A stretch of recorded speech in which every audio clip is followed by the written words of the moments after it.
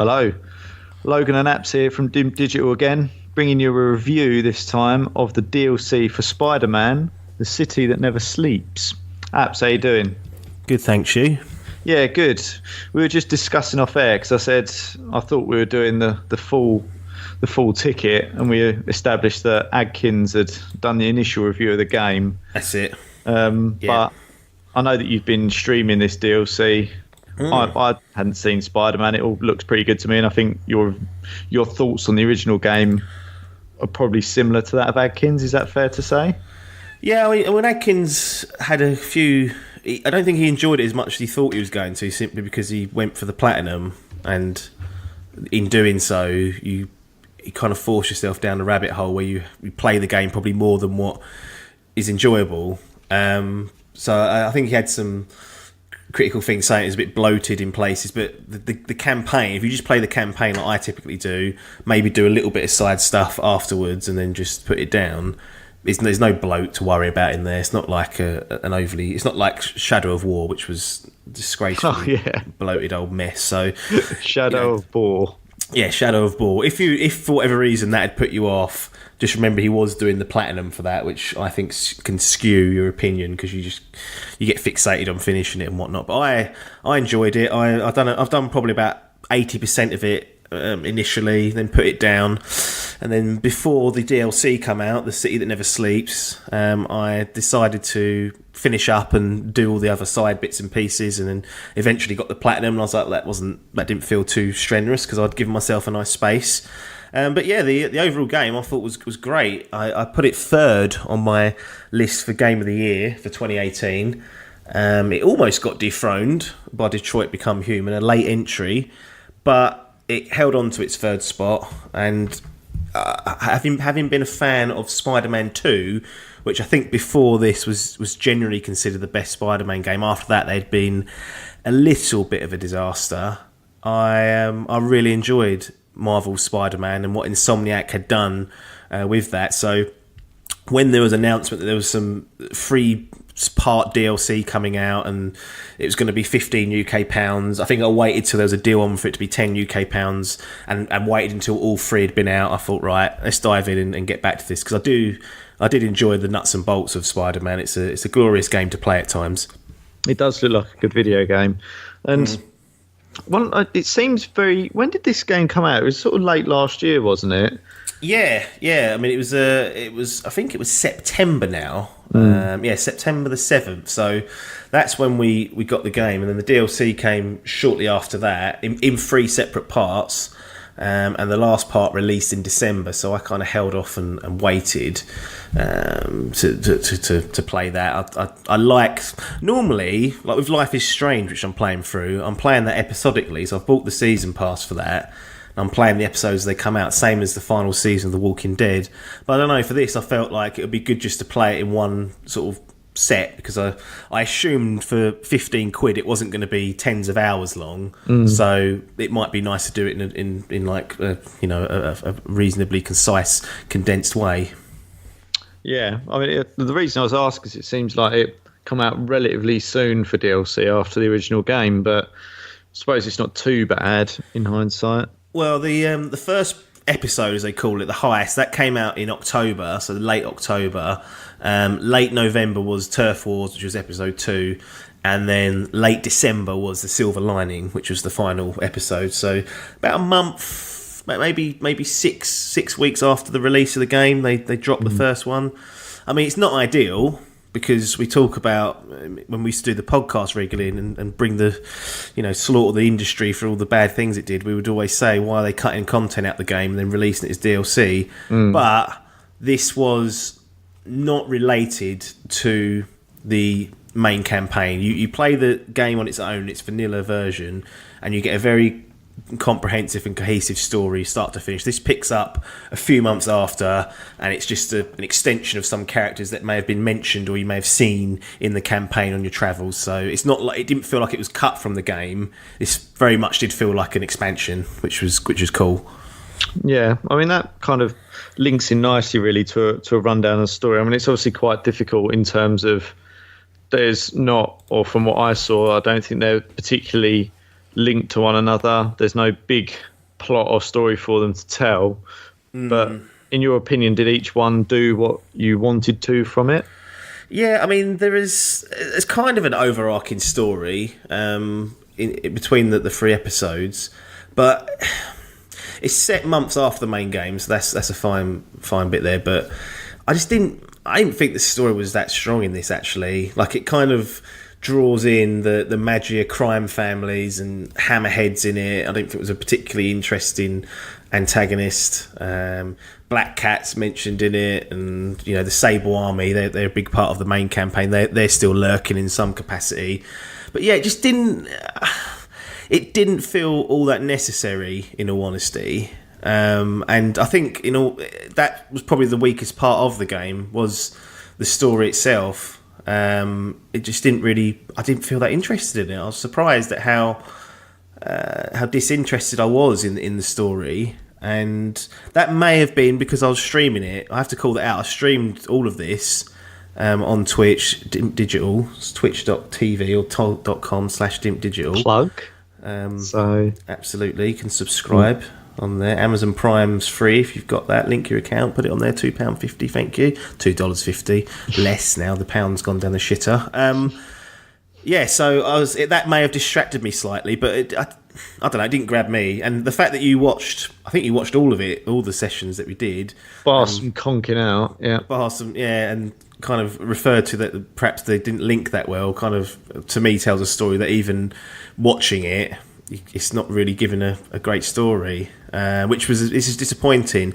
One thing I will say, and it's a bit of a tricky subject to try and navigate around, but if they do a sequel, a big Marvel Spider-Man 2 in this universe they've created with Insomniac, I feel like if you don't play this, there's going to be developments that happen to characters in this pack that you're going to play the second one and think, well, hang on, what's happened there?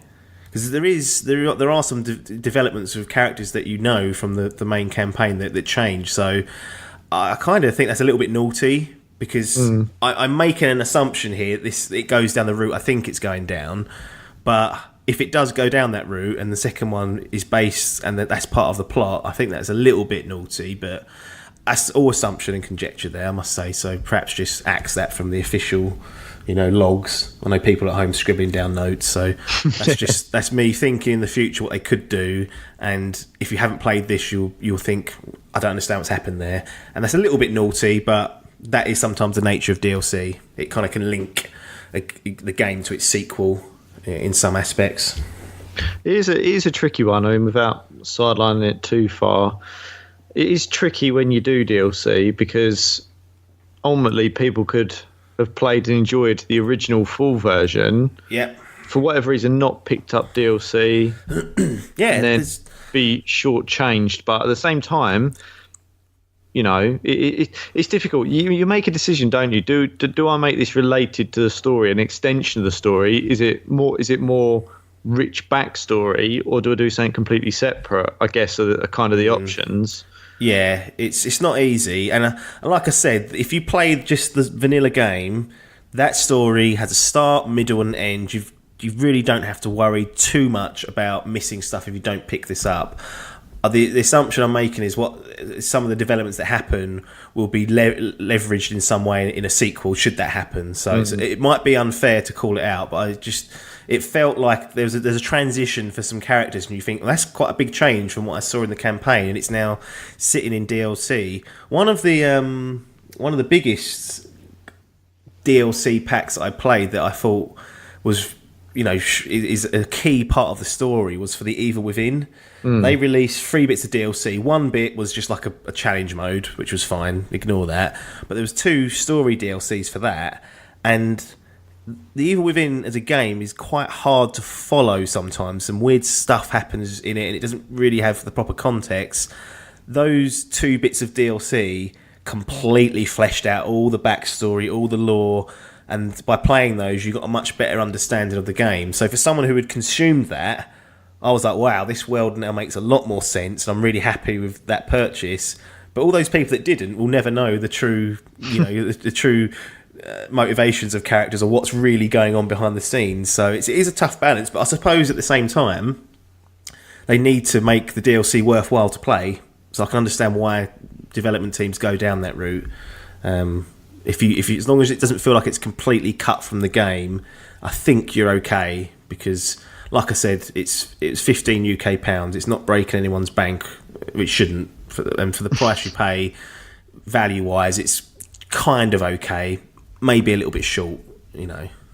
It's difficult. I thought DLC went from being a more of a multiplayer thing or something people used, and it's now become this almost everything has DLC. I mean, obviously because it's a money spinner, but yeah, I often feel like sometimes you go, why are they chucking that out there? One of the ones that I thought was weird was the one for Uncharted, which then come out kind of as a full or a half game, half DLC piece. yeah. The Lost Legacy. Yeah, and it's kind of like they get an idea for a bit of story they want to tell, and they don't really know what to do with it because they can't flesh it out enough to be a main, and then they just end up chucking it out as DLC. I don't know. I think it's an odd thing, but I can understand how in Spider-Man it could potentially be of benefit, but as you say, it depends whether it fleshes out other characters you didn't see so much, which they're perhaps not going to touch in future games, or are you doing then a sort of interim sequel bridging the gap between the next game?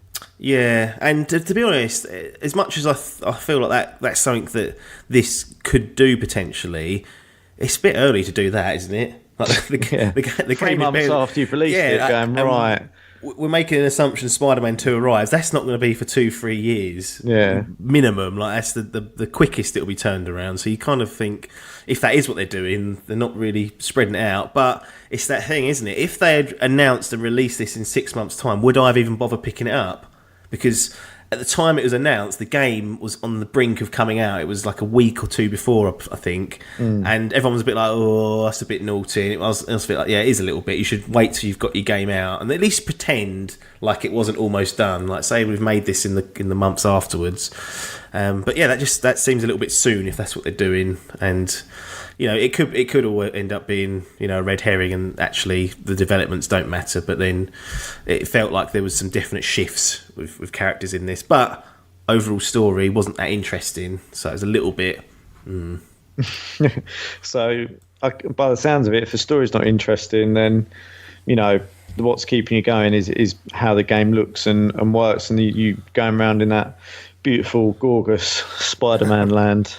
Yeah, it's still obviously no change from the main game. It looks fantastic, performs supremely well, and you with open world games, there's always this fuck where you think, oh, I've got to travel that way.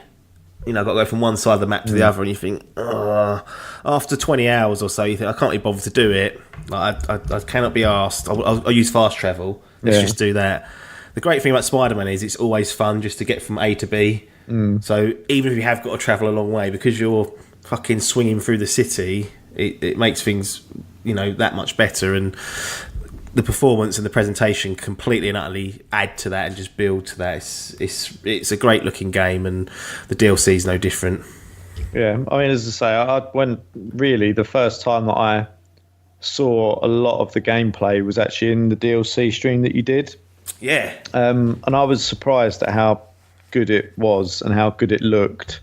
Obviously, being on my HD PS4 OG console, it wouldn't look as good. But I can imagine on, as you say, on a PS4 Pro on a 4K TV, that's really... It'll still look, honestly, I mean, obviously there's a difference, but you'll have people saying, oh, it looks fucking muddy, all that bollocks will come out. But once you stick it on, if you haven't got a 4K telly next to you playing fucking Spider-Man, you have to keep looking at going, oh, I haven't got that, you're going to be blown away still. Like, I believe that. As long as you're not sitting there directly comparing two of them, once you get your version of it and start playing it, it's fantastic. Like no frame rate issues, no crashes. It was flawless from its performance, and the presentation still very much top in class. There you go. So we've touched on the fact that there are 3 bits of DLC. There's kind of an overarching storyline, but how do you progress through each? From what you felt, do you do one and it's like right on to the next? It's different, or did you kind of feel that one slightly led into the other? It's odd the way they've done this. It's odd in the fact that when you first boot it up and you've downloaded the game, you start up your save and you think, right, normally in DLC and open world, you'll go to a NPC that will then trigger the DLC and all the stuff will come in, fine. But in this one, you have to go to the start menu and select it from like the menu and go, right, I want to start the heist. And it's a bit weird that you do that and you think, okay, that's fine. From here onwards, it'll just continue and flow. No, every time you finish an episode, it finishes, credits roll. You go to start the second episode, you have to go into the menu and select the heist. It's a really weird way of its design. I don't quite know why they've done that. But yeah, they do flow from one to another, and it's a similar structure to the main game in that you get main missions, then you get side quests if you want to go off and do those, and then you get challenges, which are, the usual suspects, but they've got this screwball challenge, which I think she's a bit of a weird character in that she's like a streamer basically, and she's trying to get loads of views, so she always puts you in these weird situations where you have to, maybe your handicap to only use 2 gadgets and you have to get a number of kills to get a number of points, and she wants, I think they're called photo bombs, where you kill someone in a certain area and then you get points for doing that and you have to take a picture. It's all a bit weird, that, but those challenges are in there, and you've just got a choice really between those sort of 3 tasks, and there's random crimes, new ones that are kind of unique to this DLC, but you've done them all before probably in the main game, so not that unique, and you've got time to go through and do each of those. Sometimes the main campaign will take like a break. It will say, I've got to wait for, I don't know, Mary Jane to do something. I'll just scoot around and tackle some crimes or get some collectibles or do a side quest, something like that. So that's very much similar. The one thing missing from the main game is there are no new skills or gadgets or things to upgrade, which I think is a little bit of a missed opportunity. I always feel like with a DLC pack, you want to expand on what's already there. Yeah. And you're not. You don't level up anymore. You do, but all you do is get extra, like a tiny bit of extra health. You don't get, as I said, you don't get any new gadgets or weapons or skills to learn. So that was a little bit. I was thinking Parker's been doing nothing for a few months. He must have cooked up some new fucking structures or gadgets to use, but you don't get any of that. And I think that is again another missed opportunity in DLC. I like it if you're using the same character with their skills. Give you an opportunity to expand on what you had in the main game to sort of change up the gameplay a little bit. They don't do that here, so that is a little bit of a stinger.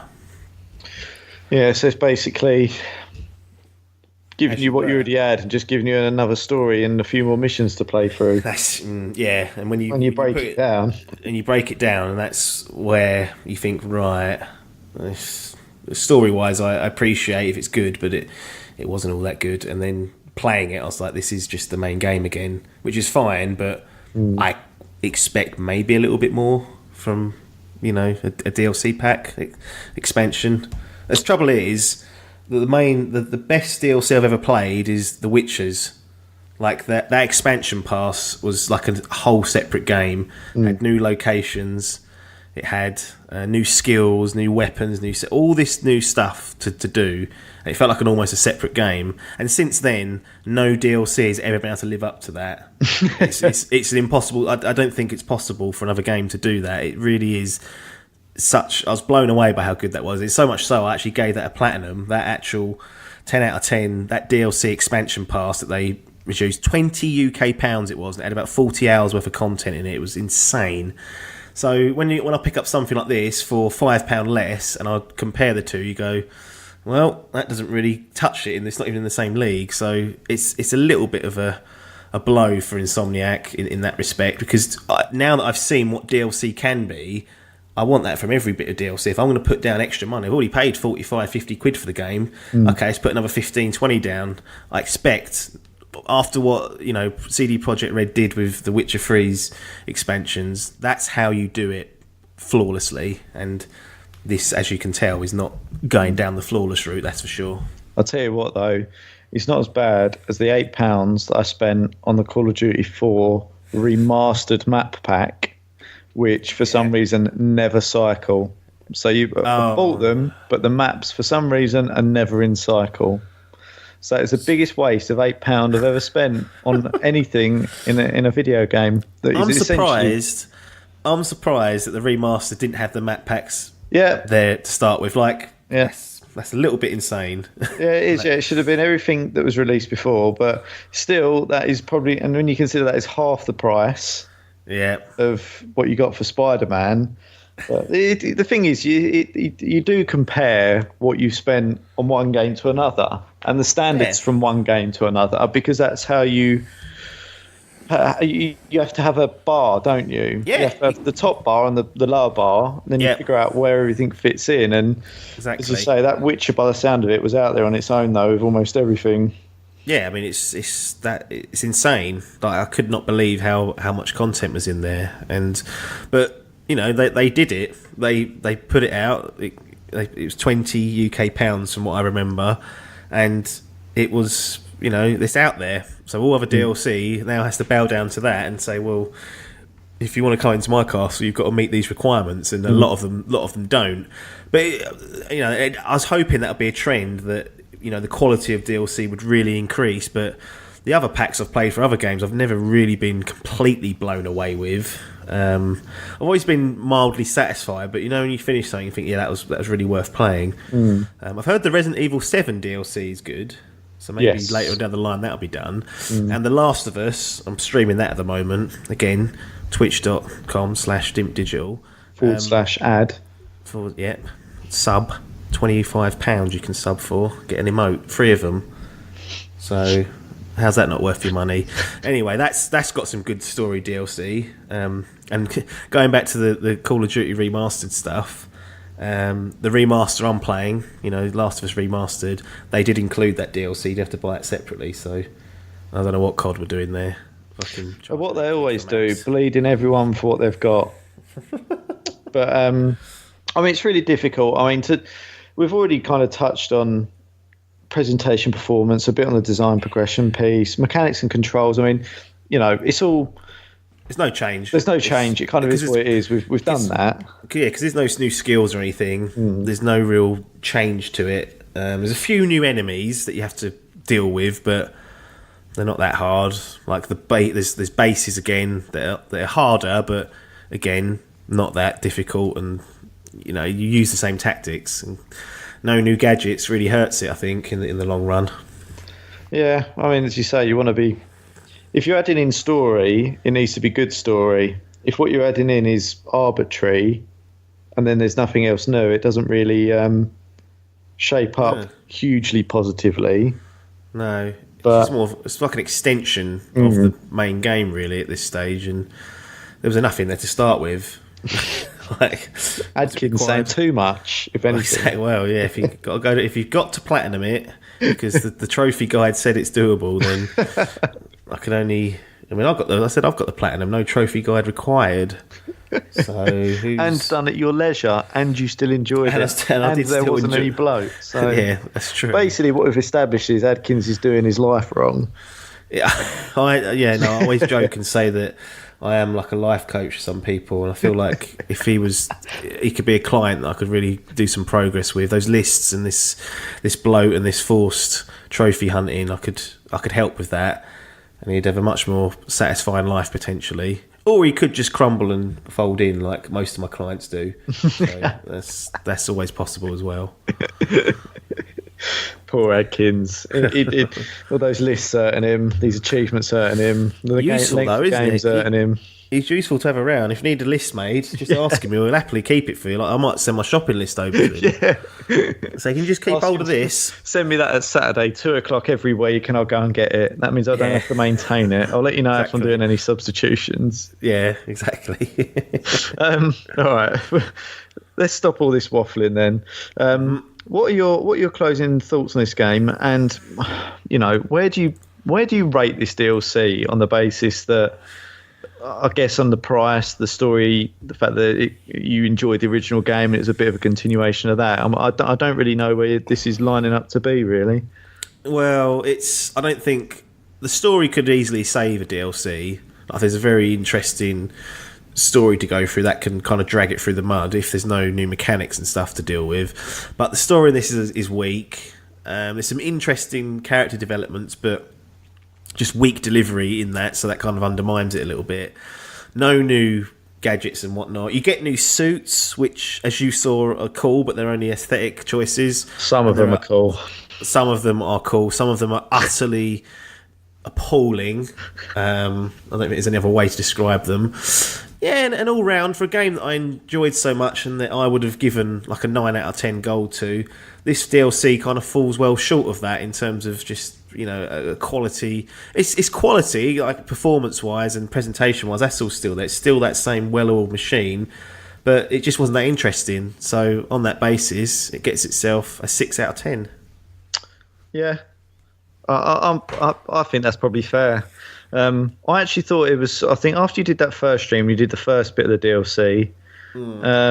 I was quite positive about it because I thought that was, for some reason, I found it quite engaging. I thought the sub storylines in there were quite interesting, and then from that second one and the third one, it just become like a bit of a enemy fest. Yeah, it definitely just starts piling and bolting onto it. Yeah, and like, that's where I just in like a room with like 60 guys, waves have got, and I was a bit like, oh, I don't remember the main game being like this too much. It might have been that it was still fresh, but I was a bit like, this is going on too long. Like 5 minutes of solid comboing and fighting felt a little bit much. And again, not enough change up in the enemy design or the gadgets you're using. So you're just doing the same stuff over again and recycling it. I should have maybe made it more interesting by changing up my skills that I hadn't been too familiar with, but I shouldn't have to. There should be new stuff for me to try out. Yeah, I think that's the point. It's fair enough, as you say, if if you go to other games, they're probably not giving you new abilities, but what they do give you is something interesting in an environment. And the fact remains is that using the same environment that you were before. Yep. As you say, touching a bit more on some of the other characters, but to me it seemed like you were just like, oh, this is more of the same in a way, and it's kind of not what you were expecting. Yeah, and more of the same's fine, but it's never gonna rate that highly. It's above average, but it doesn't. I don't recommend that you have to go out and get. It doesn't get like a seal of approval from 7 upwards, no, or a medal. It's like it's fine. It's okay. It's all right. Like if you want to play it, just pick it up and play it. It's not long either. Like I think that's another thing that might hurt it a little bit. It's probably only about, in total, each episode's no more than 3 hours if you're lucky. So you're not talking about a massive load of content here. It's closer to 2 hours in most cases. So yeah, it's a little bit short and uninteresting, and not just. Was hoping for a little bit more because there's some really interesting stuff they can do with Spider-Man still, and maybe that's all being saved and concept up for the sequel. That's quite possible, but I paid 15 or 10 UK pounds for this, and I'm entitled to say 6 out of 10. Done. Pound an hour, yeah. There you go. It's not bad value, but if you could go back, last question, if you could go to them and they go, Joe, do you can have this or not? What, for free? Well, no, you can have it. If you're £10, you can have it, or we won't bother. What would you say? It's your decision. The DLC comes out if you sign it off, but I'll say bin that. It depends. If I'm trying to make money, I'd say put it out there because there's idiots like Joe that'll pay it. Yeah, but. I know why Alan's put it out there because he knows people will buy it, but it's not essential at all. Like it wasn't adding much at all. Unless you're really like super into Spider-Man and the characters that are in there, and you want to know more about like Black Cat and people like that. I'm done with that. Not interested. So didn't really have its hooks into me and struggled. I was wondering whether this would. Having seen the stream, having seen the DLC, I don't think there's actually too many spoilers in there about the main game, so you probably don't even have a clue what's going to transpire in the main game. Did it pique your interest? Because it's not, obviously we've reviewed Resident Evil 2 and that's never getting played in a month of Sundays, but Spider-Man, jolly, funny, good controls, great superhero. Does he ever get a look in to be played through at some point? Yeah, definitely. I've been keeping an eye out on the PlayStation Store for an offer on it. So Digital, is that what you want? well, yeah, I ain't dealing with it. If I can not deal with the hassle of buying it in a shop now, I will. And generally, you'll get a good deal digitally on most games. Like, Eventually, yeah. I'm not in a rush to play it. I don't think. No. If it crops up there I think anything sub £20. God, I reckon. price. Well, I don't know. Maybe I reckon £24.99 would get me. That's the one. Yeah, I think that's a fair. I think that or below will get me. Yeah, I'll definitely play it. It's one of those games that I can pick up, play a bit, put down. I'm not sitting out there going, I need something else to play at the minute. But if the choice cropped up and it was there and it was a good offer, I'd definitely get it. Absolutely. Yeah. It looks like a good fun game. Yeah, it is. It's like you said, just being able to pick up and put it down is one of its strengths in a way that you don't have to get all that invested. You can just, drop it on, go, right, I'll play an hour or so, do a campaign mission, maybe do a side quest, put it down, done with. I've saved half of New York. And you're happy. But I'll be keeping an eye on that store then, trying to find that deal. When I spot it, I'll be ram-raiding it down your throat to play it. Yeah, I jumped on there yesterday and had a look round at the deals and it wasn't there. They were trying to ram this DLC down my throat though, weirdly. I was like, not really. If I get it, I won't be doing that DLC. I mean, I think that tells you we need to know what I thought about it. But as you add it, you might as well play it. Exactly. But, yeah. There you go. Let's cut this out then. There you go. 6 out of 10 for the DLC. Basically, if you fancy it, get it. But you ain't losing much if you don't. Exactly. Neatly summed up. Right. Could have saved everyone half hour. Yeah. So I feel a bit bad thanking everyone for their time, but I will nonetheless. Thanks for your time, everyone. Ta-da. Ta-da.